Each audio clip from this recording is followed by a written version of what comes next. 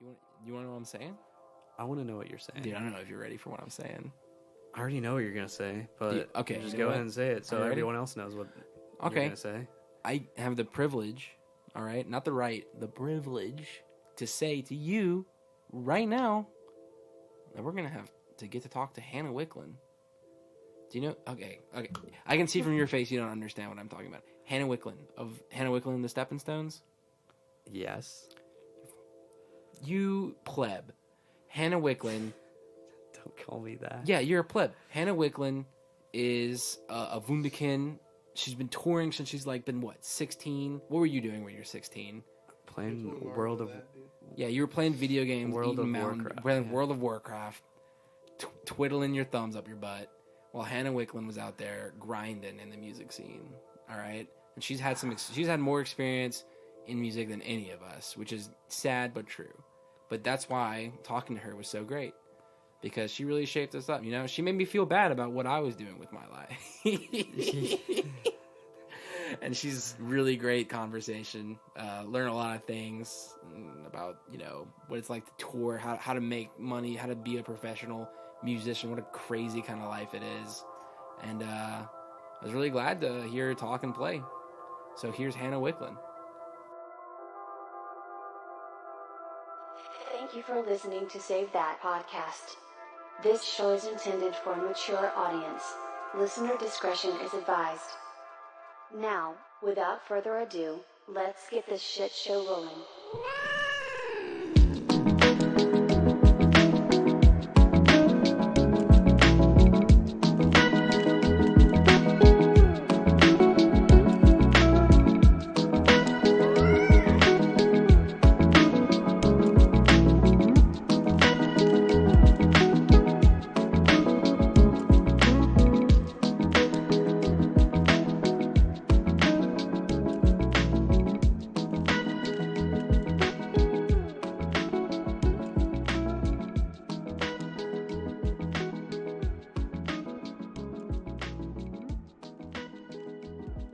Hannah? Hey, how are you? Good.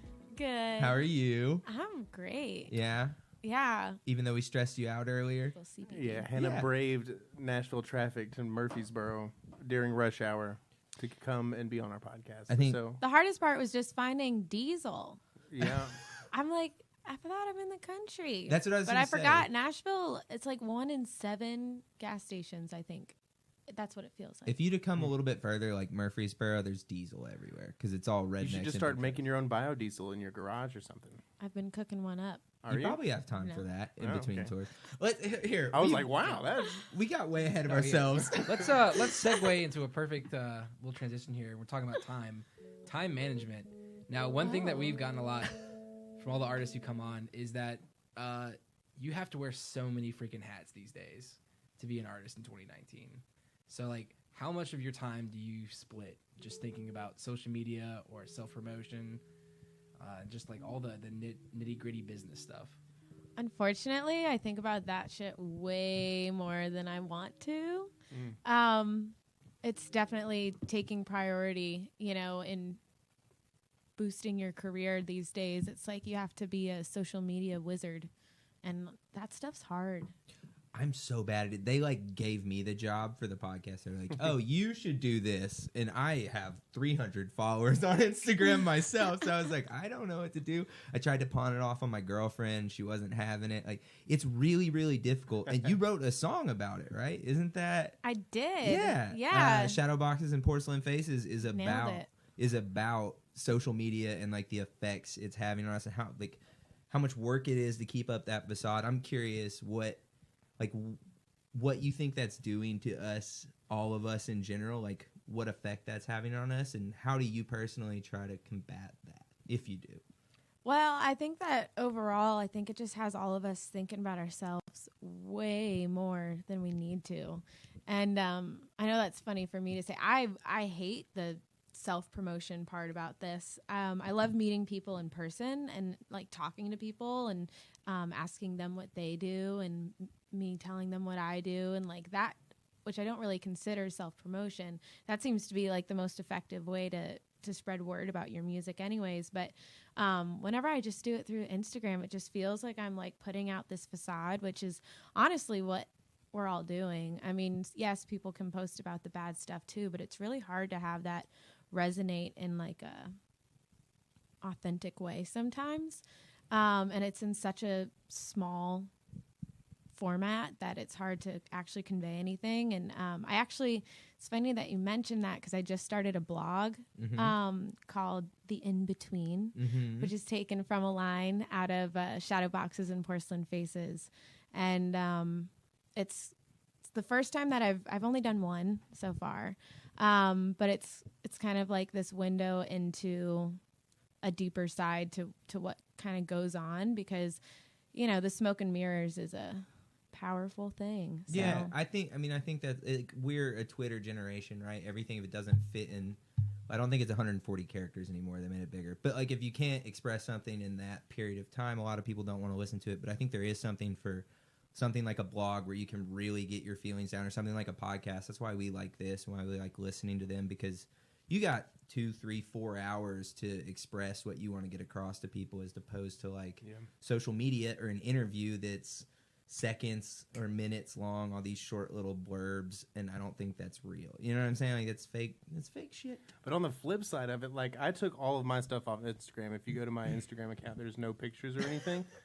I just like lurk on it and look at pictures. No. Well, I was gonna. Creepy. I'm tagged and stuff, and I like, I like so things. You are a real person then. Yeah, there's pictures of me on it or whatever. I just don't post stuff because it's like that. Like, I felt weird. Like, I feel like I'm lying. It's about you. Yeah, I'm not second guess yourself. But You're then, like, see how you guys reacted when I said that? You're like, oh, fucking weird, dude. Like, you don't have anything on Instagram. See, like, what a loser. This is why it's so it's messed such a up. struggle. Yeah, like, it's like, I don't really want to do that, but if I don't do that, then I'm weird. No, absolutely, dude. I think that people are adapting to it, though.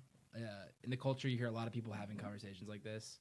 Yeah. Where we're all talking about the ills. And I noticed on your Twitter that I think that you follow a pattern in a lot of bands that I think was really smart, where you treat it like a tool.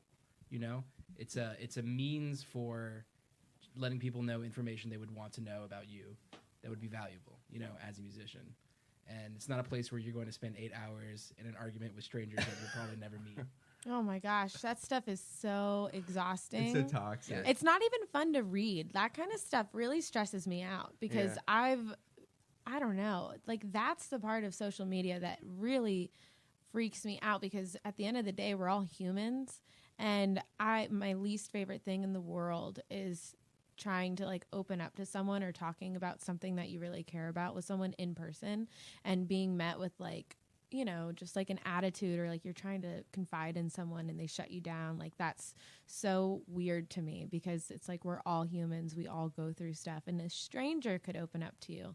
And yes, there's different circumstances and stuff, but it's like, most people, I think, would, not berate somebody when they're like exposing their vulnerable side. Yeah. And so then that's what's so weird about social media, because you can hide behind it, and it's like, these words are like daggers. It's really scary. Absolutely. It is scary. I don't like Spooky. it. I don't like it. I get off of it and then get back on it, because it's, it's like I'll like delete it off my phone. It's unnecessary. You get set, That's the but thing. like, especially right, because like I had cut down on my consumption and usage of those platforms, and as soon as we started doing this, it's like, you have to do it. I'm sure you can speak to that more than I can, but like, it's something you have to do to get in front of people, and it's beautiful in that sense, that like, it's a good way to get your message out to everybody. And as far as like, hey, There's is what no I'm way doing. you would be sitting here if it weren't for Instagram. Yeah, right. That's the whole way this happened, right? Is we were Totally. able to Or you guys would have come to a show Yeah. and just asked me in person, and I would have given you my phone number. And, yeah, absolutely. that's the thing, is that I feel like we have a very misinterpreted view of the world, because it's like stuff. I agree. It's an amazing tool, and it has introduced my music to a lot of people, and I've found a lot of stuff through it. But I don't know. I love the organic, authentic, serendipitous shit. That's what I live for. I think the more authentic way that we know you is through that too, right? You met Andrew, you met our friend Andrew, and he told us to all go see your show, and you guys met. Like Will wouldn't have probably hit you up out of the blue on Instagram had he not met you before. So it's a little bit, it's this combination, this melding of the two, right? It does make it a lot easier. It is very cool. Like you get to follow and stay in touch with people. It is. Hey, I'm not bashing it completely in any way, shape, or form. It has done wonders for me, you know. But I don't know. I just, as long as we balance it out, I think as a society, which I think you're right. I think we're starting to pick up on it a little bit. Advocating for responsible use. Tonight on like Save That Podcast. Yes. Oh, that's it. Yeah, just use it right. Make Guys, a shirt. I tried to do this earlier, but we got way ahead of ourselves because some of our listeners may not know who Hannah Wicklund is. So if you want to introduce yourself I was thinking about that. Like, wait, Aaron just jumped into a question as I tried to do hey, what's up? Who wanted to know. Yeah, I know. He's been itching to ask you some questions. If you don't know who Hannah Wicklund is, well, if you stuck then around through this social media conversation, our rant. Yep. My name is Hannah Wicklund. Hi, Hannah. Hi. Hi. How are you? Good. How are you? I'm so good. You're a guitarist and a front lady for a band. What's the term for? Is it front woman? Yeah, front I woman? think What do front you woman say? works. I just say Front I'm the person? lead singer Okay. of a rock and roll band. Yeah, you are. And where are you from? Which is a lot more badass. Yeah, it sounds way better than front person. I am a front child. How are you? What did you ask me? Where are you from? Oh, that's right. I'm from Hilton Head Island, South Carolina. Oh, yeah. Mm-hmm. What is Hilton Head like? Like, I don't know. I've never been. All I know about Hilton Head is that my grandparents go on vacation there. I'm serious. It's like, that's what all it That is. is, you know, you're not the first person I've heard say that. Yeah. No, Hilton Head's really beautiful. It's a very beautiful town. And it's just like this tiny island. And I don't know. It's where I've spent my whole life, so it's kind of hard to describe. But it's like a bubble.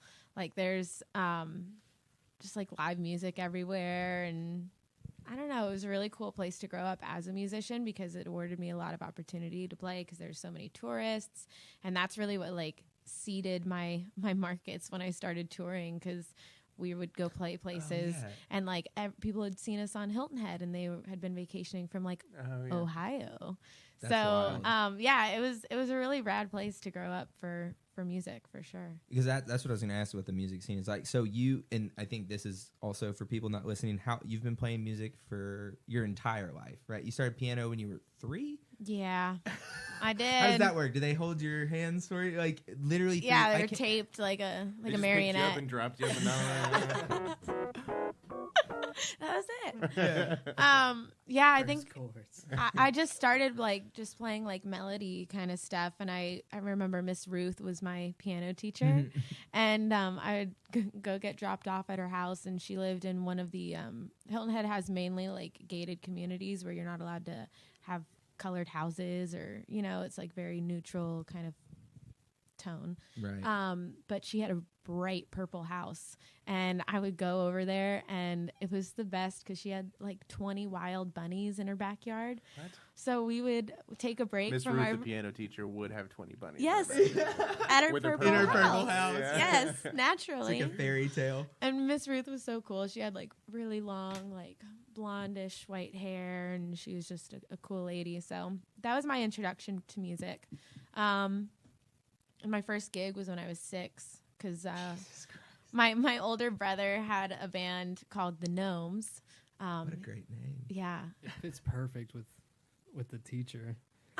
Yeah, this is like a story from Alice in Wonderland when she had her like rock and Wow, roll phase. this is kind of this that's is fun. crazy. But yeah, so the Gnomes. By the way, now my brother has a band called the High Divers that everyone should go check out. Check them out. Check them Very out. cool. But anyways, so the Gnomes were playing at a bocce ball tournament. Oh my gosh. I And love bocce ball. It gets better. I don't understand this. so then I had learned like a shit ton of Beatles songs by the time I was like that old. I read something It was on your website. It said that you had learned like 60 Beatles songs or something crazy like that. Every night I would learn a different Beatles song, and like the ones that I liked, I would keep playing, and I just played songs every night. Yeah.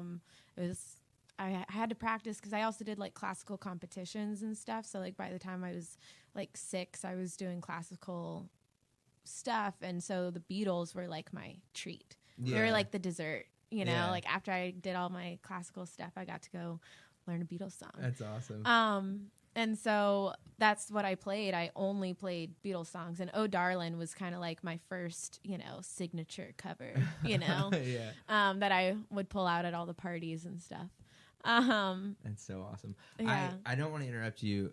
I want to skip But forward. I'm going. But I'm going. Yes, but I already please did. So jump forward a little bit. This is something that stood out to me that I just have to understand. When you were 13, you played a show for Brian Johnson of AC/DC and his racing team, and like this continued. Oh yeah. Please explain this to me because I don't understand Well, how this happened. Shout out to the War Heidies, which were neighbors of my first bass player.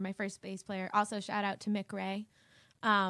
Best name in rock and roll. That is a good name. Ray right? is a pretty- Mick Ray. Mick Ray. Fucking awesome. It's real cool. It's almost That guy has a motorcycle. For sure. for sure. He had an electric scooter. I sold him my electric scooter. That You kind of just counts. dumped it's like his rock and roll credit. It was way up here, and you just knocked it off. It's fine. Wherever you are, Mick. Nah, Sorry, Mick's dude. great. Scooters Seem are great, awesome, Mick. dude. What are you talking They about? are pretty I grew dope. up on scooters. Fuck you. They are great. What was I saying? We were talking about you playing a show for Brian Johnson. Oh, that's right. Yeah, so they were neighbors of Mick's, and they were on the vintage car racing team with Brian. And so we used to play Savannah all the time, but right on your way to Savannah, there's Hutchinson Island, and there's a racetrack there. So we went out there, and it was so cool. There was only 35, 40 people there. Wow. And we were playing Give Me All Your Lovin' by ZZ Top, and Brian Johnson had started a caboose, line dance kind of thing. Yeah. And everyone was just singing along and dancing and having the best time. Those were the best private parties, because we used to play a bunch of private parties on Hilton Head because a lot of people throw parties. Mm-hmm. And so it was a good business, but that was the most wild. And I remember he got up. This has always stuck with me. We had just come out with our first EP, which we had done in my brother's garage. And I have a picture of us sitting on a golf cart and him holding it up. It's really cool. And but he got up on the mic and he was like, "If these kids don't go onwards and upwards, it's their own damn fault." That's awesome. And so dude. I'm like, "All right, Brian. Now I have to. This guy told that's me. so fucking awesome. Very, very inspiring." Yeah. So that's wild. Do you have is there a moment that sticks out more than that music? I feel like that's something that would, I don't want to say haunt me, but definitely follow me everywhere, that Brian Johnson said I had to do good. Or else I'm. Does that it's keep all you me. up Every at night? show you go on, you're like, I gotta nail this for Brian. Thinking about him. Well, I mean, that was a really formative moment, hands down. I think one of the other ones though, if you mean just as far as people that I've met, just crazy or people you've played with, or just moments musically. You've been on a stage with someone where you're like, what am I doing on this stage with this person? Or you met some, I don't know. I'm just trying to. I've got one in mind. It was when I was young. I skipped 5th grade, and so at the end of my 4th grade year, I just went into a 5th grade classroom, and so my mom and dad made a huge deal out of it for my 5th grade graduation, and they bought me tickets to go see Susan Tedeschi play in Savannah. Yeah. Right, and Sharon Jones opened up. Oh my God! Rest in peace. Yeah, R.I.P. And so I think I had to have been 10, 11 or something like that. Yeah. And we had a DVD of us playing at, I think, some festival, and my parents brought it. They were not stage parents. Let me be clear, but this was the most stage parenty thing that they ever Were you did. Mom? No. Yes, I was the entire time. Yeah. But we stopped on the way and bought Susan flowers. And so then we were just standing in the lobby, and I guess her tour manager saw me, and at intermission came up and was like, "Do you want to give these to her?" And I was like, "Yeah." You know, like, because we had covered "Rock Me Right," like, I love Susan, and so he finds me like 3 songs before they're over, and we walk backstage, and we go, and it was at the Lucas Theater, which I ultimately got to play at a few years ago, which was a really cool full circle moment. But I was standing like side stage, and she gets done with her encore, and he just sends me out, and she had no idea I was coming. So I just like walk on stage, and I hand her flowers in front of everybody, and like it was such a cool moment. And then she proceeded to talk to me backstage for like, I don't know, it felt like 20 minutes, but it was probably only like, I don't know. Right. It was pretty amazing though. She gave me like a set list and a guitar pick, and like was so good to me. And did she take the DVD? She took it. I don't know if she ever watched it. I don't know. I hope I get to meet her one day. I was going to say, if you get to talk to her again, you got to be like, so this is weird. I don't know if you remember me. This is a few years ago. I was a small child. Going back to the social media thing, Save That Podcast can just reach out on some sort of social media and be like, "Hey, did you ever watch that DVD?" That way it doesn't blow back on you. We'll take the weird points. Nice. All right. Hashtag watch it for Hannah. Yeah. Oh, that's funny. Watch the DVD. There's actually some videos on YouTube, some clips from the DVD that we gave her. Oh, really? Yeah, and they're funny. Oh man, I know what I'm watching tomorrow. So. You got some YouTube videos to watch and a blog to read? I did read the blog. It was a good blog. You did? Yeah. Mexico sounded like a lot of fun. Yeah, Mexico was pretty incredible. It sounded like you needed it a little bit. Like you needed that trip to kind of decompress. I need another Mexico trip already. I just need to keep going back to Mexico. It seems like a cool place. I've never been, but I need to go to Mexico too, I think. It's pretty... Mexico is pretty sweet. It's pretty amazing. Yeah. Have you been? Yeah, I was there over Christmas time and New Year's. Very cool. He was on a cruise. Speaking of cruises, didn't you just do one of those music cruises? Yeah, I did. I was on the Rock Boat, which was really fun. It was so much fun. Sixth Man puts them on, this awesome promoter, and it was funny. It was the second cruise that I've been on in a few months because I was just on a wrestling cruise too. What? Yeah. So Sixth Man. What? Are there just cruises for everything? That's actually my segue from this is like this weird explosion of like destination concerts and music cruises. And so I was just on this macaroni and cheese cruise the other day. Hold on. So you're telling me there's cruise ships and people get on there to watch wrestling? Wait, do they all wrestle though the whole time? Do like just the people there wrestle? No, they are pros. Do you guys know who Chris Jericho is? Yeah. It was the Chris Jericho cruise. Chris Jericho had a cruise? Yeah. Dude. Are people just like throwing down at dinner? Like some, just like you're eating dinner and some dude gets slammed on your table. Like it's just the entertainment. Interactive dinner. You're making this up. This is not real. No, it was actually really fun. And the best part is I was on there we wrote and recorded a record on the wrestling cruise. Oh. Like a live record? Or you like wrote a whole new record? Sixth Man grabs like 6 of the songwriters from the Rock Boat, and they do this every year, and they put them on another boat. And normally it's on another music boat. This was literally the first wrestling boat in history. And so they had some extra cabins, so they put us on the wrestling boat. And there was only like 10 of us doing this like, super secret music project. Yeah. And so we got on the wrestling boat. On the wrestling boat. But it was really cool because our like green room area, was where all the wrestlers were. And so I befriended all of these wrestlers, and they're really, really nice, respectful, genuine people. That's so awesome. So it was very nice. And then I saw them wrestle the last day, and it was really fucking entertaining. I've been to that. Like I went to Raw once at like the WWE Raw downtown Nashville. It's actually extremely fun. It's oh my gosh, absurd. I was smiling. Yeah. I was smiling the largest I had smiled in a long time. It was pretty awesome. I have so much I want to unpack from that story. Let's unpack this. First off, I feel like it would be really hard to wrestle on a boat when it's like rocking like that. Don't you It think doesn't rock that much. I feel like the boat's big I enough. was on a yeah, you probably cruise. don't- Like We I weren't said, on the over rock Christmas- I boat, was on a you cruise know? over Christmas time. And yeah, it seemed like, there's a lot of movement sometimes.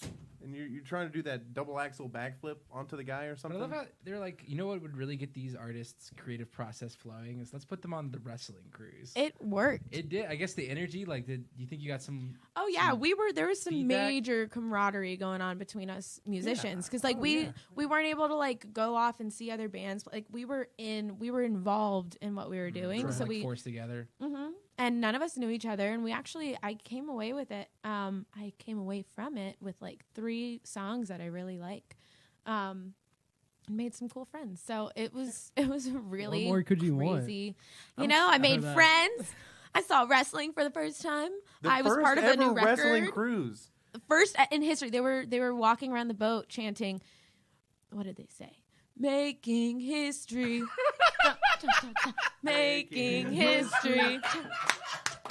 Making history. Because they had two things. What are they called? Rings. They had 2 rings, and they were like legitimate matches that count in their, I don't know, Their division. careers. Yeah, Canon. I it don't counts towards their career. Wow.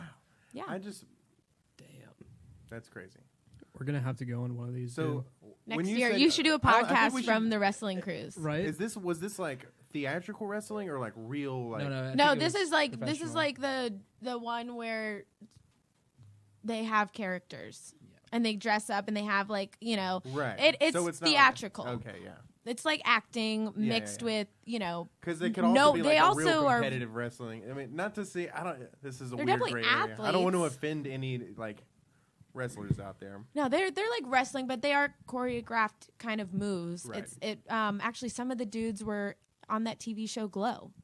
Oh, I love that show. I love that show. I told them I was I like, binge that's my watched that. only knowledge of wrestling is from Glow. Yeah. And they were like, we were on it. That's and I was funny. like, oh, cool. It takes a lot of skill to be able to do all that, though. To choreograph that shit, I can't imagine how much effort. They spend forever. And they have to Yeah. be really they have to be really careful because Yeah, like if you do any of that stuff wrong, you could totally fuck something up. when they still do get hurt. I mean, there's bad cases of CTE and stuff. Like they're athletes, they get injured. Like it's a sport. It's a wild thing that they do. Definitely. Shit's cool though. Yes, it is. All right. Shit's cool. Well, let's pivot here. I got Uh oh. the Something patented, completely Pivot. patented Aaron Pivot. pivot. You guys All right. know what that's from? Pivot. What is it? Friends. There we Oh, go. see, Thank I- you. don't hate me. Anytime I hear the word pivot, I do that. Yeah. My girlfriend's made me watch almost every episode of Friends, but I haven't really Good watched woman. any of them. You know what I'm saying? Like they're on TV, but I just kind of stare in that direction. And then So you're not into it. No, if you're he's listening super to into this, it. he's I off. do. It's my secret. I'm sorry, Aaron. Go ahead. But my question is, I like to ask everyone who comes on this show Mm-hmm. about, because I always get different answers, your headspace while you're performing. Ooh. So, do you ever think that much about? Does your mind want? Have you like internalized the music so much where it's kind of automatic at a point, and you can sort of like, just think thoughts, or are you just locked in, paying attention to what's going on, or is it like a between both of those? My best shows and whenever I think playing the best is when I'm not thinking about it. Yeah. And I definitely like know everything to where it's kind of like muscle memory. At least I try to have it down like Yeah. that when it's time to go play. But if I start thinking about it too much, it's usually when my hands start getting all clammy and I start fucking up, and whenever you start thinking about anything too much is usually whenever it starts to sound like it. Well, this is what everyone. This is the same. No, Is because that what look, everyone it- says? Sort well, of. Have you ever heard about flow states? Like, do you hear people No. talking about flowing? Like people who do dumb shit. Like I like to go with the flow. Well, yeah. So there's a whole kind of the same thing. There's a whole thing with like flow state activities. It's people doing like extreme downhill snowboarding or playing music live or anything where you're taken out of yourself so much that if you think The kind of stuff where you look at someone do it and you're like, how the fuck did they do that? it's because they're not 'Cause you just thinking don't- about it. yeah, They're just like doing it. gymnasts. Right. And- Yes, Okay. exactly Just like that. That makes I don't sense. know, going with the flow of like your brain and not when you like when you think about it too much, it's like thinking about walking. Like, okay, I'm gonna pick. Did my you right press foot up. record? Huh? Yeah, exactly. The people that talk about it is talking about like giving up control and trusting your abilities to do what they're supposed to do. You know what I'm saying? Which is what it sounds like you're saying happens. Because you even cut your albums live, right? You don't do the like overdub, chop it up thing in the studio. The last one you guys didn't you just do live cuts? A lot of it was. Okay. There's a couple of solos that I overdubbed, but most of the stuff was done live. Like Looking Glass was live, Strawberry Moon was live, I think Ghost was live. Because Sadler, I love that song, by the way. Which Ghosts. Yeah. That's thanks. What? No, I'm happy you like it. That I really like playing that song. Yeah. Yeah, It's a one. cool song. I feel like it's a tune you're Oh, Kitty. never Kitty. She's so hateful. No. Just let it go. Just let it go. Oh shit! There's a cat attack happening right now. Here, pull your hand away. She's that gonna wrestling get you. conversation got her in the mood. She's all riled up. I guess since I segued that myself, you recorded that album. Where's my Like notes? 2017. 2017. Yeah. And your producer was he's a guitarist. He's a guitarist for Jason Isbell's band, right? Yes. And Sadler Vaden. Sadler Vaden, that's his name. The other coolest name in rock and roll. That is a good one. Right? But I've read a couple other interviews. That's what I was gonna say. It's really weird. I know a bunch about you because I read a bunch of stuff today. But you don't know anything about me. I didn't read your bio. I don't so have one. It's sorry. the beauty of being. While we're anonymous. talking about ghosts, though, do you believe in voodoo? I do. Really? You really do do? you? See, I don't know. That's why I asked you. I wanted you to kind of sell me on it. Oh, well, I believe in voodoo. Yeah. See, I think, I don't know, though. You know, the energy you put out there, yeah. it exists. I'm not. What about very voodoo? Okay, vigorously. I guess when I think voodoo, I'm thinking mostly about voodoo dolls. Like, do you think Yeah, I voodoo don't. dolls are for I real? feel like voodoo there's power dolls. in ritual, man. You think so? Mm-hmm. Do you have a voodoo doll of me in your closet, Aaron? No. Is that why I've been getting those chest pains? If you cross me. No, you need to go to a It's doctor. acupuncture, man. Yeah. Okay. Sorry, I just kind of derailed you guys a little bit, but Yeah, I don't know what I was I talking heard about. ghost anymore. earlier. Way to go. And I wanted to ask that question because I've been wondering Oh, if you actually believe. You in know, a voodoo, lot of if it was people, just a like- lot of people ask me that question. Really? Yeah, because it's Man. because of the song. Like, wait, do you Yeah. really? I mean, though? it's a very That's one of my favorite bridges I think I've written. yeah. declarative statement where she's just like, "I believe in voodoo." Do you? And I was like, if she doesn't actually believe in voodoo, then I don't know. Well, I'm studying up on my witchcraft. Are you and really? Voodoo-tree. Wait, really? I You mean, gotta talk more about that. You can't say not something like. no, I have some books, but I still need to. Books To about dive in. magic.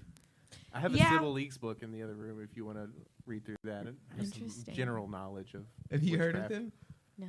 No. Sybil Leeks is like she wrote a bunch of books on just like how to be a witch. Okay, gotta- I knew the name, but then when someone asks you and you're not completely confident, you're like, I don't want to lie. I don't want to say yes because then they could Yeah. be making this thing up. Yeah, I don't know. I might have My gotten friend, myself I into was a working pickle.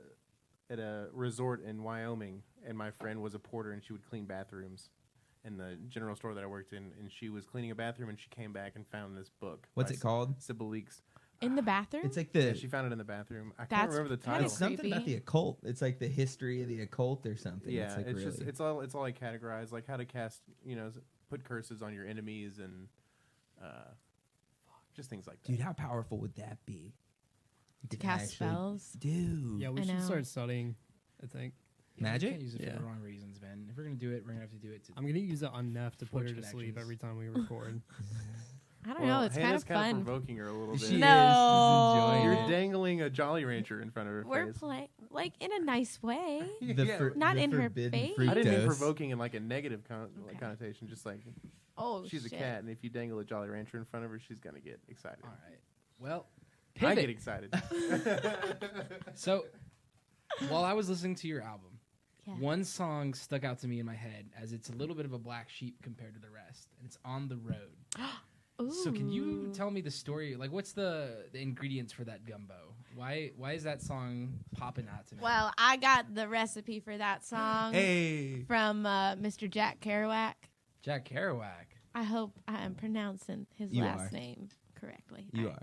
are. Yeah, no, I read that book, and I don't know. You're fucking up the audio, Neff. Nefertiti found Did the muse just like strike you? thing. Yeah, I mean that book is just, as somebody who's on the road all the time, it was the first time that I've ever really like felt comfortable using that phrase in a song or something, because I felt like I'd heard somebody else's really authentic perception of being on the road. You know, it was just like this super awesome depiction of what like day-to-day life, you know, must have been like. And I just really appreciated it, because that's kind of how I feel like my life goes. Like I just kind of go with whatever's like around the corner. Like like I'll get the call and drive from South Carolina to Vancouver in 2 weeks to do shows, and then have all of them be canceled and have to drive all the way back to South Carolina. That happened? Yes. No. So like it's just super. It was, I don't know. I love that book. So so that's where that song is. It's basically just like inspired by the characters.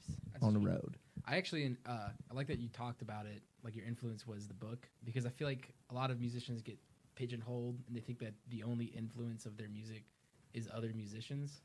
And I feel like they don't realize that there's a lot of things that are just always leaking in your, you know, you can't stop it. It's always in there. And I don't think they always think that hard about what else could be in.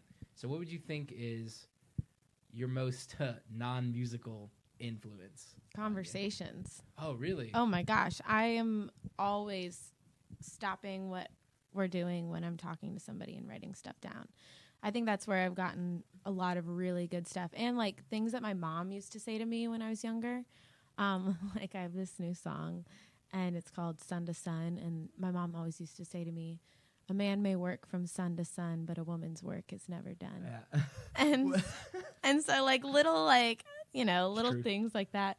Yeah. What is it about like that stuff that sticks with you? Like I have a bunch of stuff like that with my parents. The little sayings they used to say to me that I'll just feel come out of my mouth and I didn't even recognize that I'd said them. Like there's just when your parents I don't know, maybe everybody's parents don't do it, but my parents definitely did the same shit where they would like say these little sayings to me and they like implanted them in my brain and they still come out. It's the wildest thing. Like it's like mind bending for children. You're brainwashed is what I guess. Your parents brainwashed you and you have no original thought and everything you do has been programmed. Yeah, you're making it real hard to do a podcast, bud. This is when she starts ruining things. Should we take a quick break? Is yeah, this a good time? Probably. Yeah, Neff is all right. Hey, before we what song do you want us to play? Yeah, do you have any preferences? Ones we've talked about, ones we didn't talk about. Why don't we play Ghost? Ghost? Yeah. sweet. Cool. I believe in voodoo. Do you? I do. I actually do now. See you guys on the other side.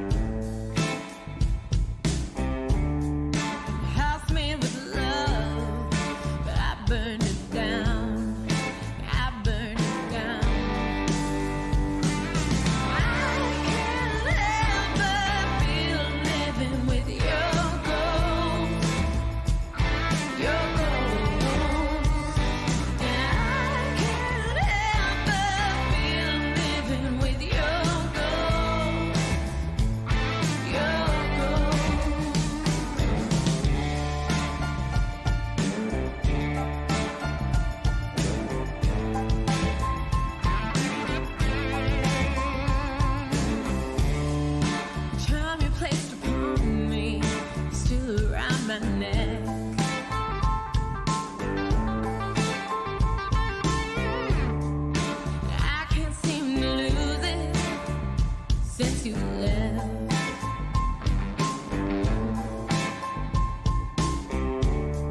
You took it too rough.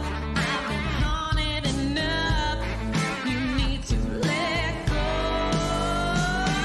I can't help but feel I'm living with your ghost.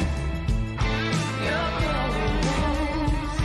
And I can't help but feel I'm living with your ghost.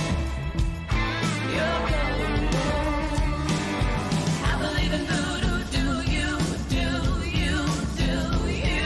I believe in voodoo, do you, do you, do you? I believe in voodoo, do you, do you, do you? I believe in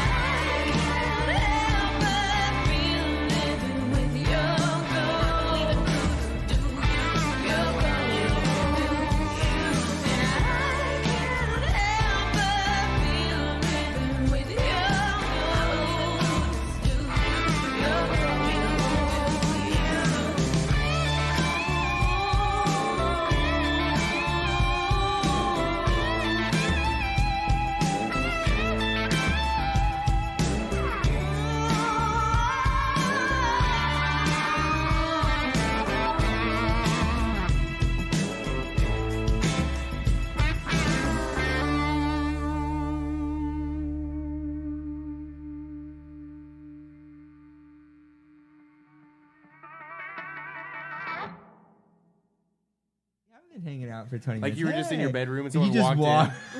Oh, hey. Oh, we back? We're back. Oh, hey. in. Hey. Hope you guys like that tune. I'm sure you did. You better.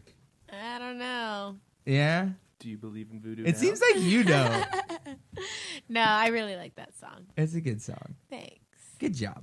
Thanks. I co-wrote that one with Sadler, actually. Really? Mm-hmm. Yeah. He's good. Sadler is awesome. My nickname for him, though, is Dadler. Really? Yeah, he's like, I really wanted to get him. Oh, I shouldn't say this, Yeah. because then it won't be a very good surprise. But I want to get him a cup, like a mug that says "#1 Dadler." Oh, that's You so know? good. You could pull that off in a weekend. There's Yeah. no way he's made it this far into the podcast. You can probably still pull the Yeah. surprise All right. off. Cool. Thanks Yeah. for not listening, Sadler. That's awesome. I'd be stoked if he did this. If the surprise gets spoiled, I'd be sad for the surprise. But I'd Hey, be he happy read for the he read podcast. my blog. He sent me a nice text about it and then signed it Dadler. Nice. So, So he's aware. Yeah. He's well aware of the Sadler. who knows? Maybe he'll listen. Hey, Sadler. Hi. Sorry about spoiling the surprise. Yeah, we didn't mean to fuck your surprise up. I don't know. So I saw something the other. Again, you're a public figure, so I have the like. Man, I you get to- guys know more about me than Yeah, I that's do. what I was gonna say. I get to creep. We get to creep. You don't get to do that, but you just drove a bus across the country recently, right? I did. What was that like? It was so much fun. My older sister, she's 10 years older than me, and she's kind of where I got a lot of my taste in food and travel and everything. Like I looked up to her so much when I was little. We never lived together, and so like her sense of like mystery was always very high. Yeah. And so we've always planned on like living together and stuff. We always talked about it when I was really little, and like going on cool adventures and stuff. And now we're actually like fulfilling those conversations, That's which dope. is really cool. So that was like our first like full on adventure together, and it was really cool because it was just me and her, and we drove her renovated school bus from Boulder all the way to Hilton Head, and then down to Florida for New Year's Eve, which was really rad because we Jeez. went to a Soul Circus party, and like it was like all these fire dancers and breathers and aerialists, and like we all dressed up as carnies, and it was so like awesome. And we were in our gypsy hippie bus. It was really cool. That's kick-ass. So that's her bus that she converted for that purpose. That's kick-ass. Yeah, no, she's a cool woman. That's awesome. What was like where are your favorite, because you obviously travel a lot for music as well, but like what are your favorite cities? And I'll say, where's your favorite place to eat food that you've been, and where do you see the best music crowds? I'll ask those two. Like, where do you get the best reception? Where's your favorite food? And you can only name one of each. No! Yeah. What are the you best can do whatever places? you want. Oh, gosh. Oh, gosh. Not gonna lie. Oh, shit. Sorry. That's really, really hard. Boulder has really good food. I really love it, and my sister always spoils me, so I've gotten to try, like, a lot of the food in Boulder, and it is... Rocky Mountain oysters. So, yeah. Oh, those are a staple, of course. No, they, I don't know. Boulder has some really, really, really good food, and all of the meat and everything around is like really nicely raised on farms, you know. Yeah. And so the food quality in Boulder is just phenomenal. Yeah. They're way more aware of stuff like that. In Colorado and Wyoming, all the ranchers and stuff. Yeah, that kind of food, like, you just feel good after you eat it. You don't feel like weighed down if you eat it. Happy animals, dude. Yeah, it totally goes somewhere, I think. Absolutely. But then best crowd. Oh, you know, one of the most, I'll tell you, it's like the most surprising crowd was, we were on tour last year, and it was my first time ever in the Midwest, and we went and played Minneapolis. And we played the 7th Street Entry Inn, which is like First Ave. It's super, super cool venue. And we just played this like tiny room, like 100 cap, and it was packed. And it was our first time in, and everybody like came to see us, and it was fucking freezing outside. Like, I was like, man, I wouldn't go outside. Damn it, no. She ruins everything. What are you doing? Are you making the click go She's or like, something? It's time to start playing music. Yeah, she's like, tick-tock, tick-tock. But yeah, so Minneapolis was like a pretty rockin' town for the first time. But you said only one, so there you go. All right, there you go. Fair enough.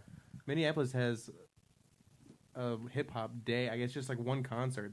I think it's just one day.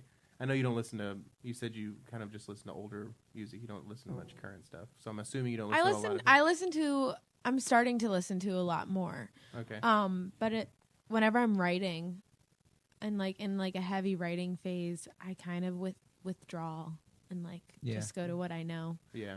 Yeah. But anyways, so hip hop. They just have an insane lineup. I have to look it up. I don't remember the name of the festival, but I know it's one day in Minneapolis, and the lineup is. It's a cool town. I've never been up there. Like, I've never been to the north. It's just a random city. You Seems don't think cold. about it. Seems cold. There's some cool pockets in the Midwest for sure. Yeah, I like going. Definitely not my favorite place to eat, though.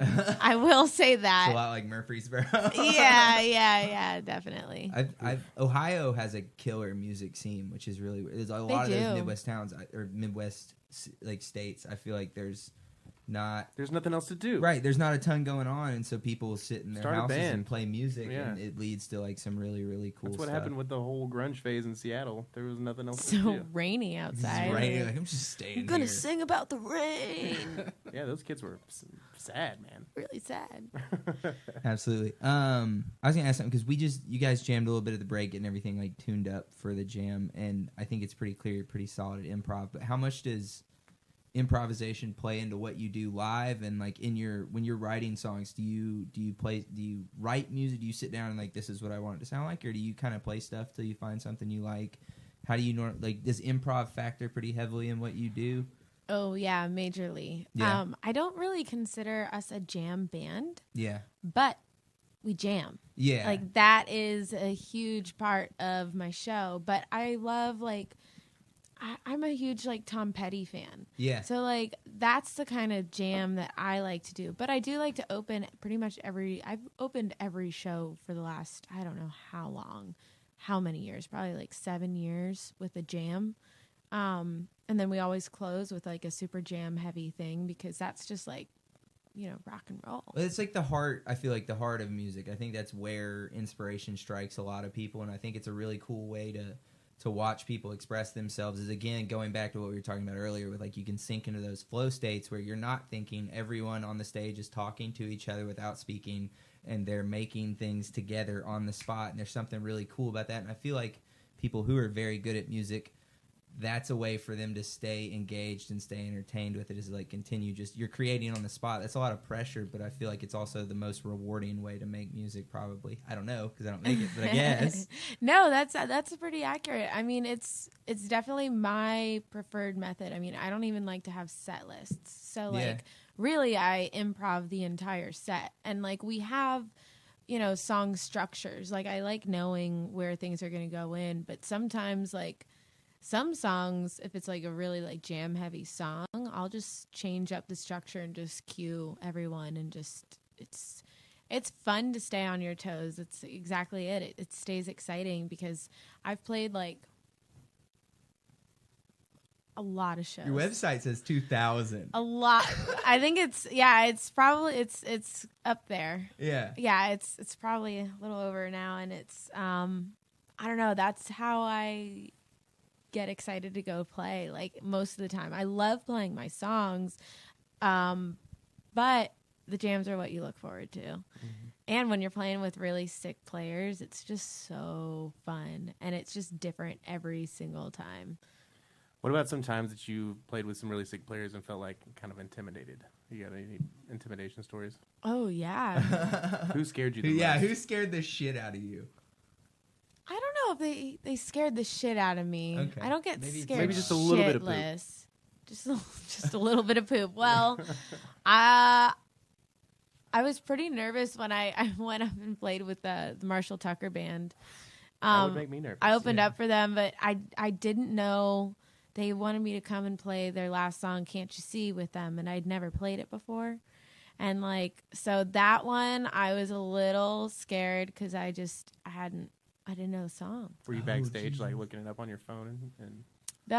Chris was cueing me on stage. He was mouthing out the chords, and I was watching his hands pretty intently. But yes, I think I did. I think I Googled it. I would have. Yeah. I would have been like, okay. I need to know what half the time I don't know where my phone is, though, and so. That's a good way to be. One of the coolest covers I've ever seen was Humphreys McGee brought out Green Sky Bluegrass, and they did Can't You See together. Oh, that's awesome. Right. Yeah, that would be a really good version. It's very, very cool. Nice. That is so wild. You played with Marshall Tucker Band? Yeah, I opened up for them quite a bit a few years ago, and they're cool dudes.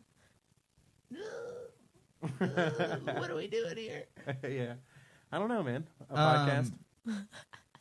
So, somebody bail me out because I've read most of my questions, guys. Oh, do you have them written down? Yeah, because Dylan's a professional. Hannah. Wow, you really did your homework. I went to school for journalism, so like that's right. You said that. That's what I try to be professional because these guys just drink and smoke CBD and don't help me. Smoking CBD, that's me. All that legal hemp. I have anxiety. So you said you've started trying to listen to a little bit more newer contemporary stuff. Is there anybody that we might be surprised to know that you're into? Like any newer artists that you've found yourself in? Do you have any guilty pleasures? Do you like Tekashi 6ix9ine? I don't know what that is. That's beautiful. I don't have any guilty pleasures because I like. What are you singing in the shower? Like, what are honestly, I write in the shower. It's really hard. Like I listen to I love Alabama Shakes and like Jack White and the Raconteurs, like older albums. I consider that contemporary. Current. Like Amy Winehouse, I consider current. Yeah.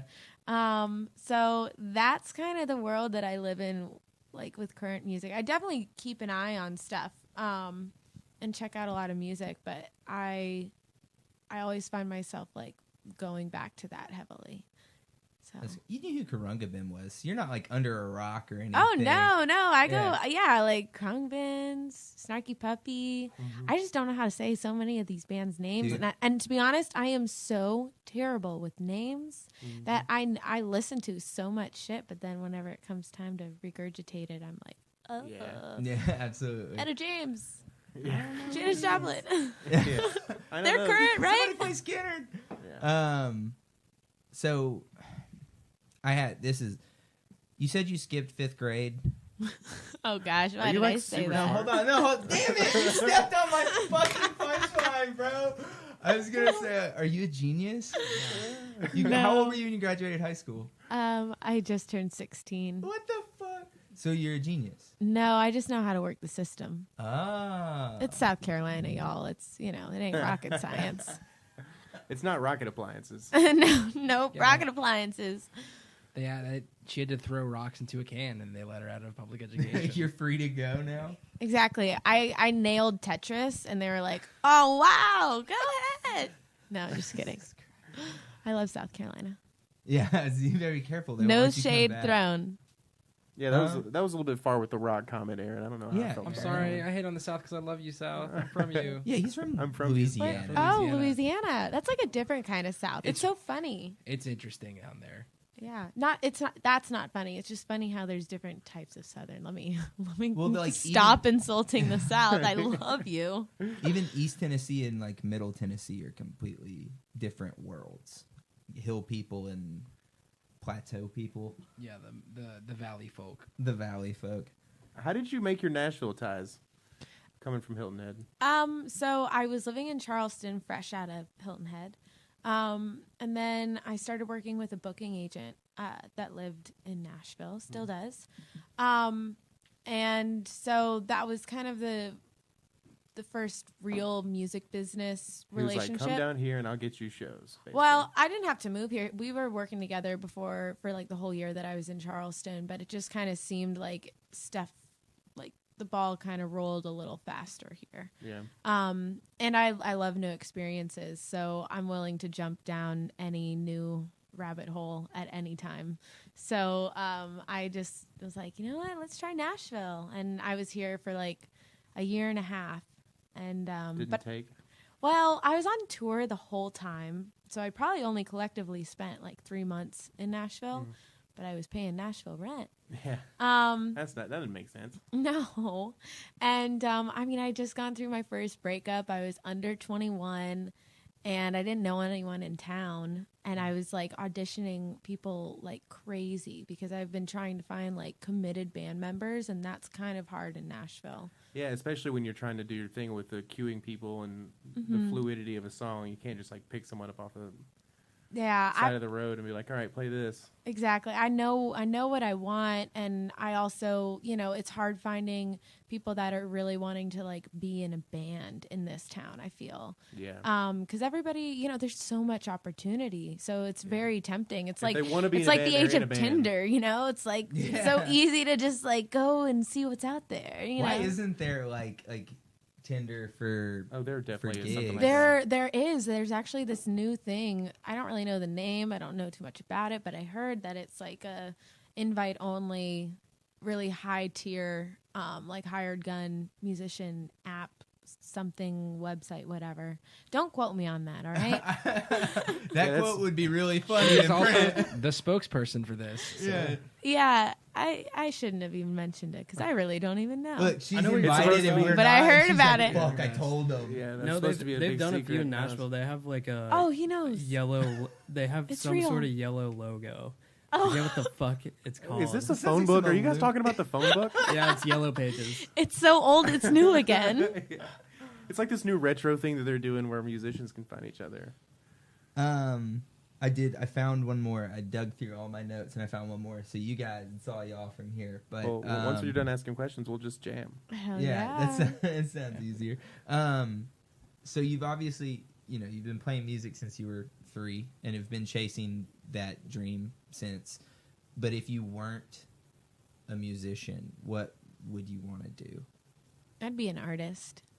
No, I feel like that's this. I mean, like, if it's okay. So oh no.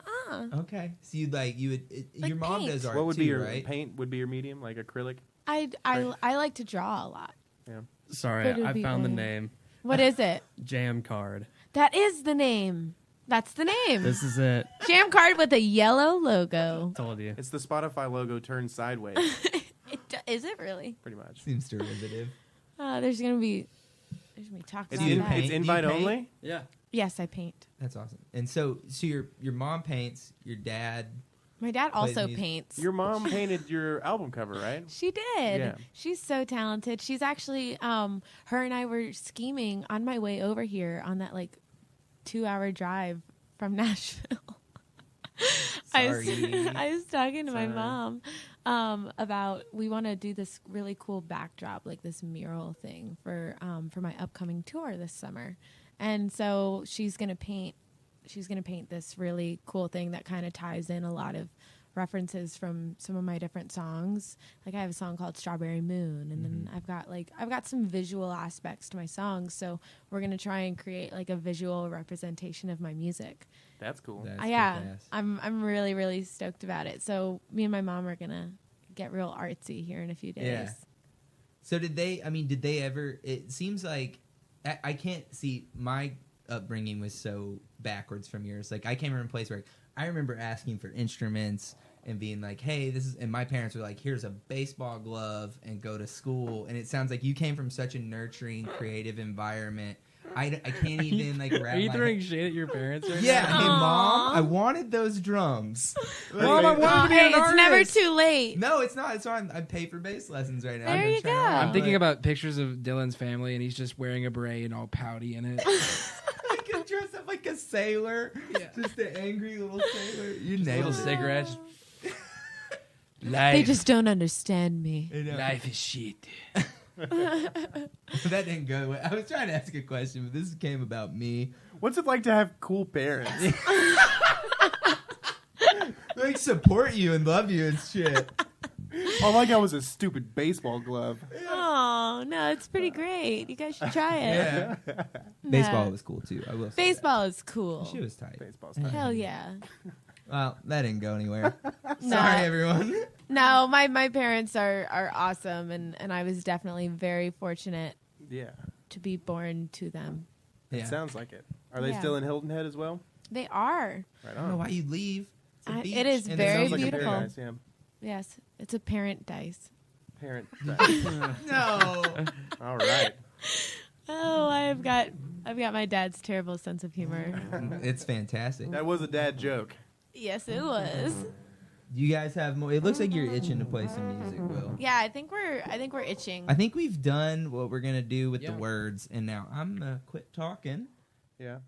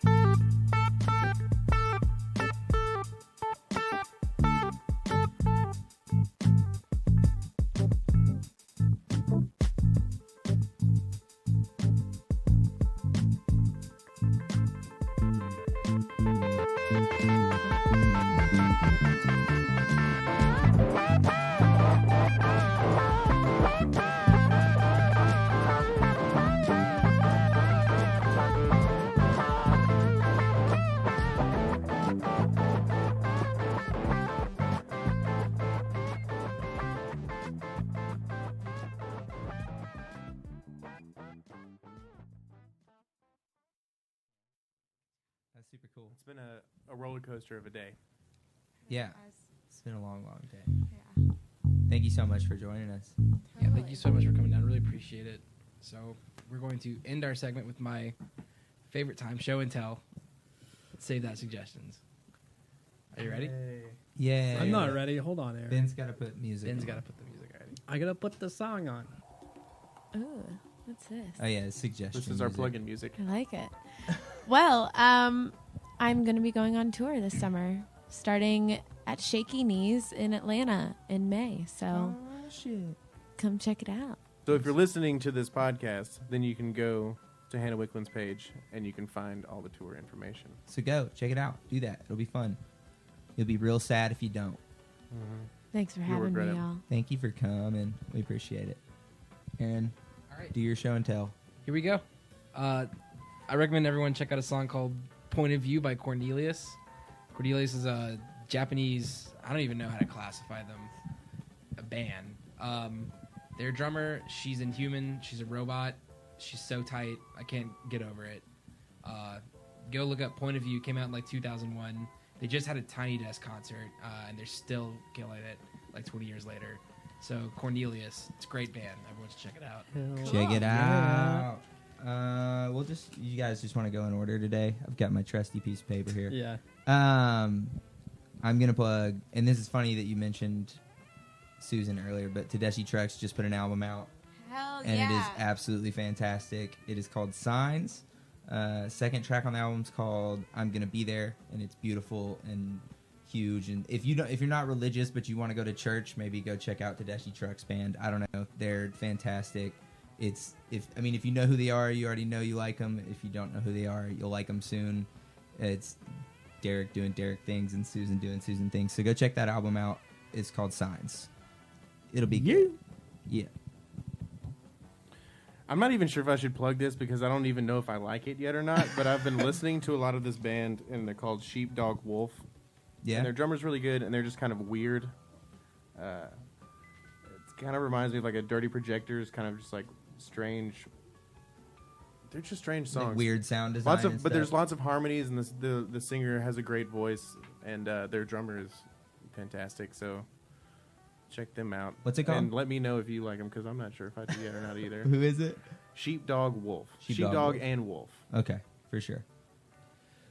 My suggestion this week is actually a teaser for an album that's coming out by the great Sam Yeah. Delatry, my favorite producer. It's called Phosphine, and he put a teaser out that's like 3 minutes of all the different tracks that are on it, and this kid is fucking insane. Yeah. So I recommend everyone listening to it, but also be on the lookout for his album coming out pretty soon, and it's gonna make changes.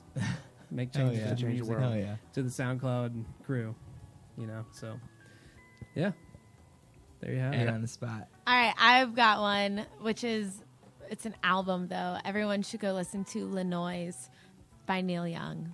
Okay. It's not current, No, but that's it's fucking rad. And I don't know, it's just him and a guitar. It's really cool. Hell yeah. Check it Absolutely. out. We will. Sweet. And they will too. Thank you so much again for coming and doing this. I know it was a long drive. We appreciate it. It was, It was super awesome. fun. It was I had super so much fun. fun. I You hope guys you'll are come great. back sometime. Yeah, you and are too. Nefertiti. Kitty. Such a sweetie. Cherry on top. Hey, Yes. we'll see you next time. Everybody go check out Hannah Wicklund and the Stepping Stones. If they're coming to your city, don't miss it. She'll have We new would music love to soon. have you. Yeah, new music's out in April. Love you guys. Rock and roll, baby. Woo.